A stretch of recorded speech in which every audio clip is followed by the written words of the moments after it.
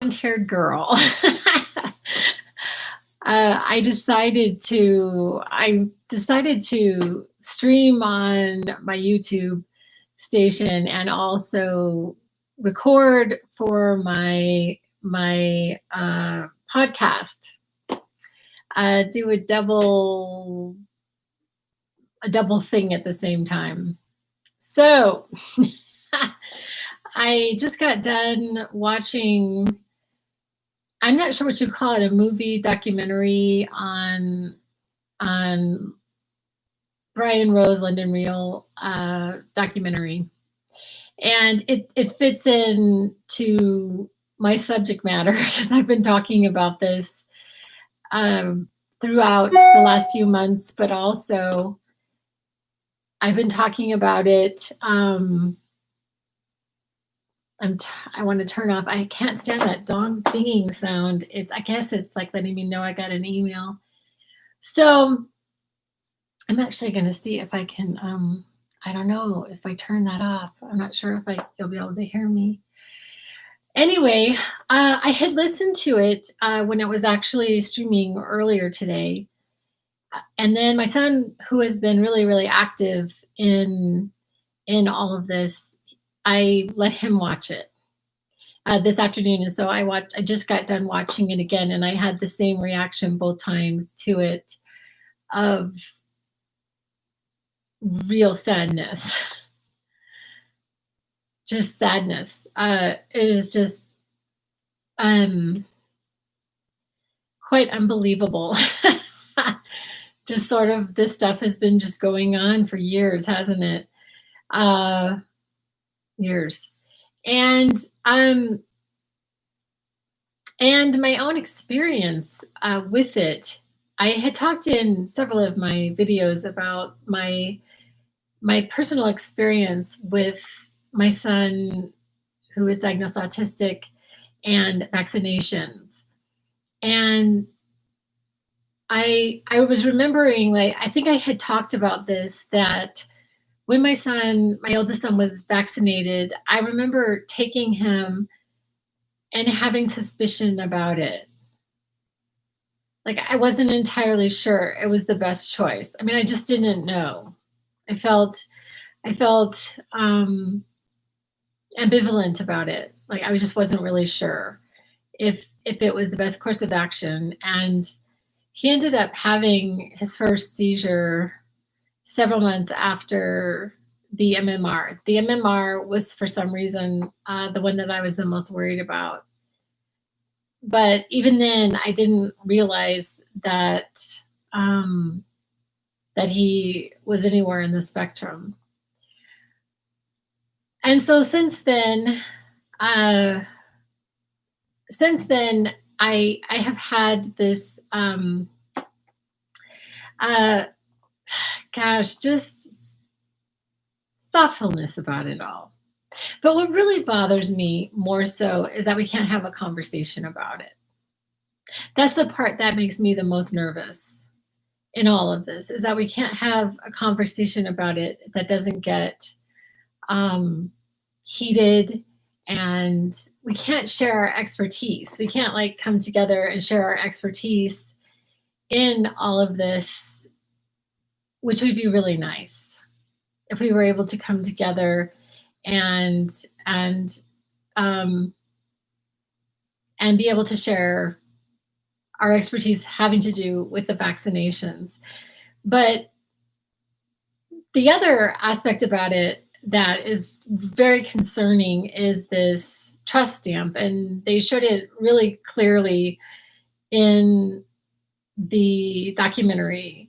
And it was really strange. I was on my WhatsApp recently, and I noticed that it had this stamp on it.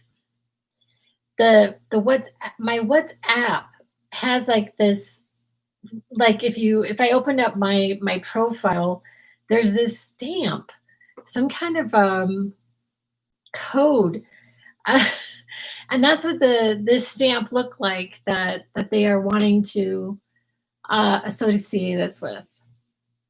And I had shared also, I think in my last live regarding that I had seen this. I'm not sure what it was, but these were girls, young girls that were in China. I don't know if they were reporters or what, but they were in China and they could not get on the airplane without a COVID test. Um, and there was an app on their phone that the test results was going back to. And so it's all just very, it's so contrary to where I thought we were going as a species. And it's so complex. It's so complex and it's just so weird because they're talking about all these players that I have been, like I had shared I had shared about this one person who is like throughout the documentary, but if I say who it is, you know, because I already have had one of my YouTubes that was locked.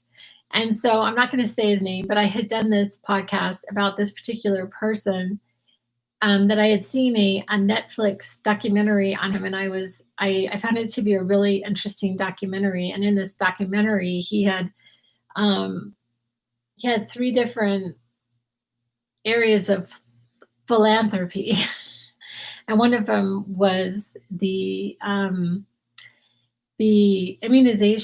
And so I and then I had done this.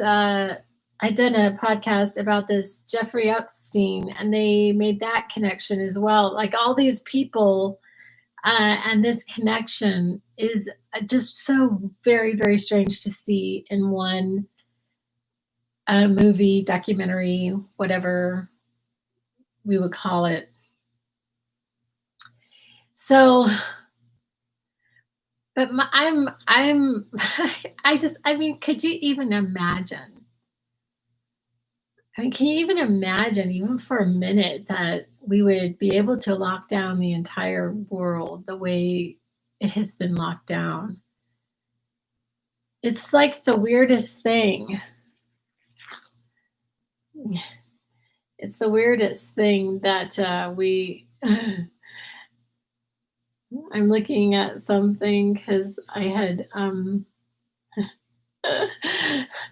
had taken this little ball from my students in my class. I was teaching, and I had students that I felt like would benefit from having it, and I noticed that they had. Oh no, they haven't. It's called a dirt bag. It's called a dirt bag. It's actually the logo on there. I thought they had written something on it. Anyway, sorry about that. So I guess I don't really have my thoughts together about this. I haven't really processed it very much. But I'm really quite confused and needing to do a little bit of thinking about this because it was my understanding that we were going into a time in history, the greatest time in history for us to be able to have this idea of heaven on earth, this idea of peace. And the consciousness of the planet had gotten to a level or was going to be going to a level of a possibility of world peace. And I don't like to say level because I feel like there's a sense of spiritual pride in that, but the effects on the planet between being in a consciousness of even competition and love is just completely different. It's a different frequency of fear, hatred, and then you have love. Love. I can't come up with Anything better than love. But sorry about that. I just can't right now. But so I'm quite like dismayed in a way. I'm just like, are you serious? Um, but here's the other thing that I happen to know, that I got this sense that time is not what we think of time. And so if time is not what we think of time, then and I had also had this theory of the possibility of timelines, some timelines going backwards and some timelines going forward. So it's kind of going in this opposite direction in time. And so if time is just as weird as I think it is, and is in some ways kind of non-existent as we think it is. Because I mean, it seems like we have a lifetime, right? Like we're born, we seem to kind of age in a way, like in the sense of, I'm now older than I was when I was a different time in my life, seemingly. But I had this like really weird, like that like all these possibilities, these like parallel lives. They talk about parallel lives, and at some point I had actually sensed that we have these parallel lives, and so perhaps all of these timelines are all going on at the same time. So you got this timeline that is going on, like, is the ending of my shirt, and then there's this other. We just don't have the circuitry in our brain to see it yet. However, I don't know that we would ever want to be able to see infinity of timelines, right? Because it would not be good. Yep, this is kind of wild stuff. But anyway, so I'm just this is not how I had pictured it going down at all. Like, I thought that I don't know exactly what I thought, but I just had this understanding that it was just going to look different on the planet, and that we were going to be able to live the life that we want to live, and be joyful and happy and prosperous and abundant, and this idea of literally like heaven on earth. And so I don't really know what's happening, except for the fact that possibly this is like a last kind of holding on to the old, in because sometimes that's what happens. Things get worse before they get better. There's this like the calm before the storm, maybe the chaos before the calm. The chaos before the calm. And some people have kind of laughed me off and said, we'll always have war. And it is kind of true that we are that the war, the negativity is quite addicting to our brain, getting this hit. I had heard, I'd watched this amazing, I really enjoyed it. It was a YouTube by this guy, James Jani, I think. James Jani, maybe? And he had done this YouTube on the toxic world of self-help. And he was talking about that in that book, that like this hit from every single time that we touch our cell phone. Like, like we get this really quick hit, from touching our, but I think it's even more so than that.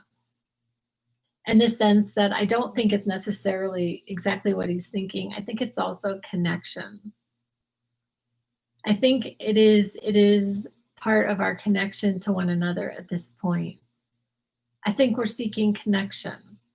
And so when we go into our TikTok account or even our email, our Facebook, it's all about this desire within ourselves to connect.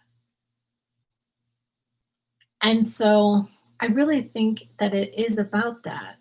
I mean, it's sad that it has come to us connecting like on an apparatus this way. We have like I have like all my TikTok friends, and it's kind of funny. I come on here and it's like YouTube. I go on, hello Instagram on my Instagram, hello TikTok on my TikTok. And so I have like all these virtual friends, but I have really good friends in real life too that I enjoy spending time with. Um, but I think that it is indeed about connection as well as as the hit from the actual what we're getting from spending so much time on social media on our cell phones in particular, texting as such. But this addiction to like the news, because I mean I remember after this most recent election I was quite active on mostly Twitter, and I had gotten my Twitter account down to like exactly the people that I only wanted to hear from. So when they talk about this idea of these information bubbles, it's completely true. So I had gotten, I had gotten down to the only these people that I wanna interact with, and I had it down to a science. And it's so weird because now now I go on and I am quite the minority in this group. I'm quite the minority in this group because I am so suspicious of what is going on. I am so suspicious of what is going on. I just can't shake it. I cannot shake this feeling that just something is amiss. Something is amiss. It's just arrived. There's just something not quite right with all of it. And I do believe that it is leading to this vaccine. I do. And so what do we do? Like what do we do? What do we do if we can't buy food? If we can't buy food, like, and so I get myself in kind of a quandary because I have this understanding that we create our reality. And so by me focusing on these topics, I am part of the collective creation of that reality, or the creation of the reality even for myself. And so if I want to create a different reality, I have to focus on the reality that I am wanting. And so throughout the day, I am practicing that. I am practicing what Bruce Lipton, beloved Bruce Lipton, he talks about it in this beautiful way. He talks about the honeymoon effect. He talks about being so in love that nothing really matters. Most of us, I think, have been in love at some point in our life and just totally got this concept. Like you can't sleep. Doesn't matter if you're tired. You're just in love. Doesn't matter Whatever happens, I can hit every red light between here and my destination, and it doesn't matter because I am so in love. I am so unfazed. I'm just unfazed. And here's my quandary between that, staying unfazed, and also having some understanding about what is going on. Some understanding about what is going on, and preparedness. Preparedness. I mean, even, Jesus talks about preparedness and being prepared. I'm trying to remember the exact verbiage. I'm really out of my biblical study, so I can't remember. But so I've been also following this person, Peggy Hall. I have really enjoyed her, and I actually found her on TikTok, which I thought was so interesting. They had put her up as an example of foolishness. Look at this foolish lady, and see, that's exactly what is done. That's exactly what is done, is to talk about how, sort of like Noah and the ark, people were laughing at him too. God told him to go build an ark, right? Go build the ark, there's going to be this flood, and everybody's looking at Noah going, what the heck? So anyway, that person who is preparing, and she had talked about us storing up food and water, and being prepared for a not having electricity, not having being able to have access to food. And it was so interesting. Yesterday in the neighborhood I live at, we had a storm. So we had a storm that actually knocked out our electricity, and I, for the first time in a really long time, had this sense of fear. I really did. I didn't know when the electricity was going to come back on. In the past, I really had not been worried about it. I mean, I knew that eventually the electricity would come back on, but this time, with everything that's going on, I just don't know. So it was a really weird feeling for me, especially having listened to her some of her YouTubes. You can find her on YouTube and probably other platforms. I don't know what other platforms that she is on, but she did she did have one on today that was super interesting, where she was talking about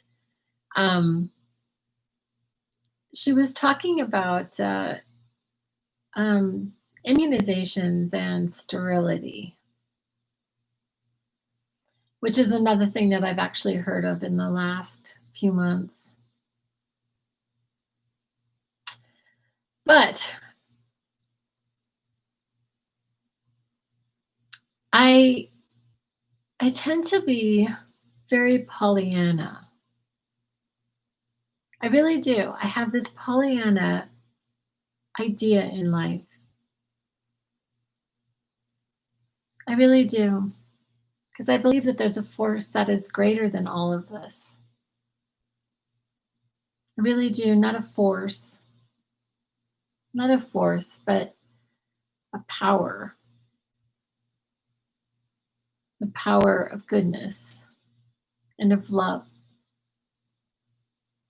And I actually believe in the power of that, and for us to be able to, and our bodies to be able to adapt. I'm not sure exactly what I would say to a parent whose child had been affected, but my child was affected. So I guess that I do have an understanding. I do. I also had something happen that I haven't talked about in any of my YouTubes. I don't know if I've talked about this in any of my podcasts. I had a nephew who got cancer.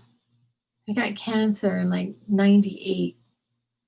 a rare form of cancer. He had a tennis ball sized tumor in his chest. And the oncologist had said that he had a 70% chance of survival. And after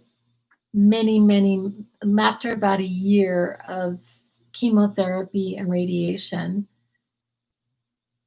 he had about a month where they said that the cancer had not changed. That he had a schwannoma. It was the same cancer that was in the movie 50/50. Those of you who have seen that movie, my nephew had that same kind of cancer.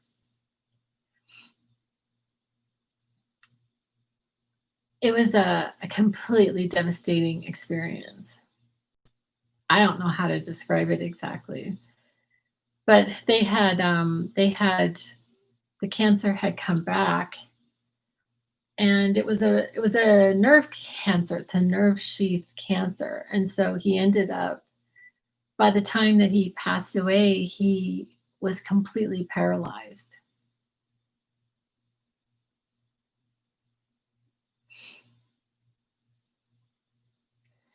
I remember the day that he actually passed away. It was the weirdest thing. Honestly, this is the weirdest thing. Just there are no coincidences in this world, my friends.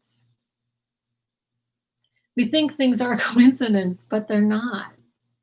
And I remember back then having this fleeting thought, I really, really hope he doesn't pass away on this certain day, which is March 22nd, because it was my niece's birthday, his cousin.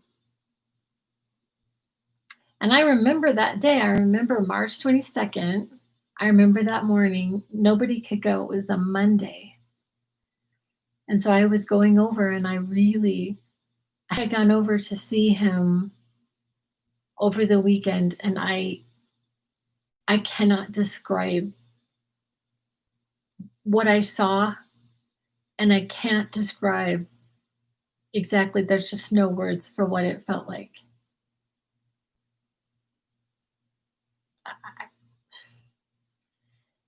But then I remember going over, because I really, really, really didn't. I was actually kind of afraid. I'm just going to admit that I was afraid. I did not want to watch him pass out of his body.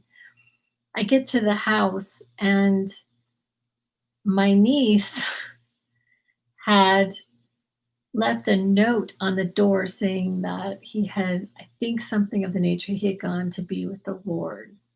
So he had already passed away when I got there. But this really weird thing happened when I was at the house and I was getting ready, and my 4-year-old son, he wasn't quite 4 years old, the one who was diagnosed autistic. He was in the kitchen, and I think I was standing by the refrigerator, and he was in the kitchen, and he was shouting his name over and over again. The name of his cousin who was sick and passing away. It's the weirdest thing. It was like he saw him. I wonder to this day if he did. Saw a spirit. Wouldn't surprise me if he came by and visited us there.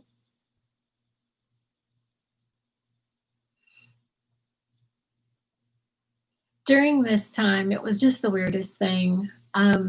My sister and my brother-in-law had been going through this whole thing about insurance, this whole insurance debacle thing, um, and so the oncologist had very unmercifully said, "We will not give you any more chemotherapy unless you pay for it." $10,000 a treatment.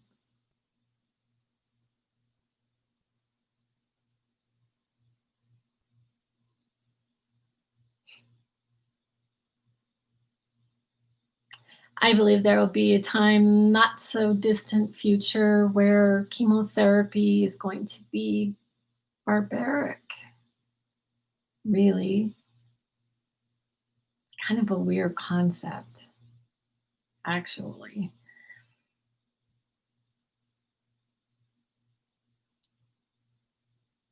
And so I was working in Phoenix, like not that long ago, and then I live in a small town, and so going to Phoenix was kind of a interesting thing for me. I was sort of out of that bubble, in my own little bubble, and there would be all these signs for these hospitals, and I'd just be like, "My God, it's just a business. It's a business. Sick people. It's a business."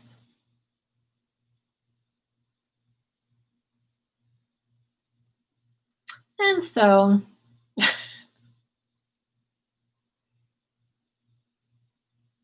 I don't know. I guess I've just always just kind of been a little bit odd, and I just am not very trusting, I guess. I don't know. I've had this skepticism about what is going on as a generality.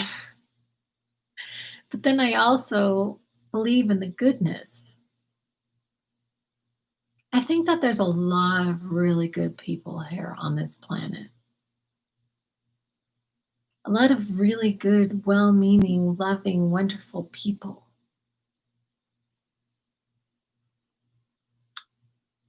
I think there's a lot of them.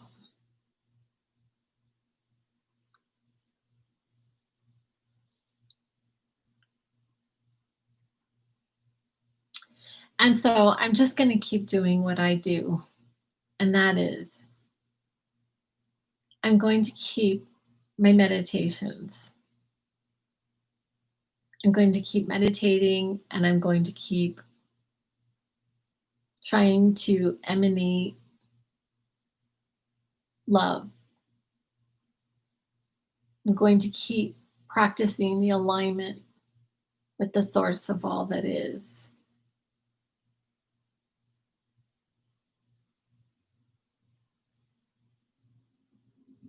I'm not sure what's coming for me yet, actually, because I had put out some intentions today.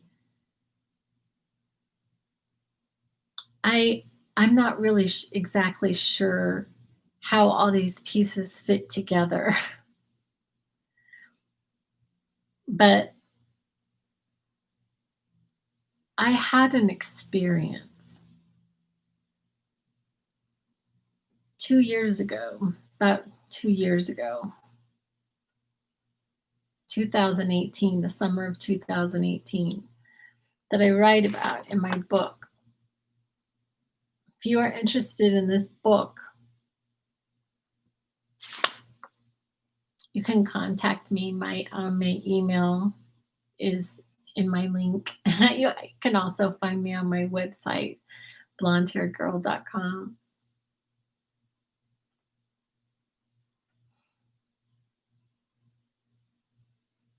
This is the other thing that I know. So it just really doesn't matter. Because in the end, the only assurance we have is the love of God, the source of everything that is. That's a pretty great thing to have. It's the assurance of the love. Here, there, just all around us. The oxygen that we breathe. So that's what I know. There's a lot I don't know. And the more I know, the less I know. But the one thing I do know for sure is that it is safe to put our assurance in the creator, the source of everything that is. So I'm going to end this podcast. I will be back with other ideas. I appreciate you all. I appreciate you so much. Love you. Love you. Anyway, I will be back.